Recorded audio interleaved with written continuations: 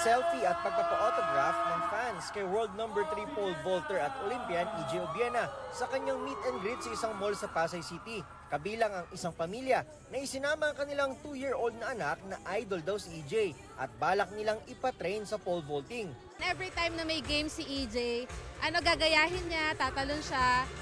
Ang mga gaya raw ni Gab ang gustong matulungan ni EJ sa kanyang plano makapagpatayo ng pole vault pit sa iba't ibang bahagi ng bansa. I hope that this pits would be able to raise the next generation of pole vaulters. Babalik si EJ sa Italy sa September 22 para ituloy ang pagpapagaling sa kanyang back injury at pagsasanay bago muling lumaban sa first quarter ng 2025. Make sure that the bone is completely healed, then we can push again and we can train. Tiwala rin sa bright future ni EJ ang kanyang coach na si Vitaly Petrov. I think this year finish this pain if we go forward. He must believe this, he ready for this. All-out support din sa meet and greet ni EJ ang kanyang mga magulang at ang kaibigang si volleyball star Alyssa Valdez. Para sa GMA Integrated News, Nico Wahe, nakatutok 24 oras.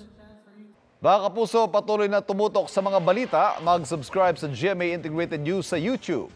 Sa mga kapuso abroad, samahan niyo kami sa GMA Pinoy TV at www.gmanews.tv.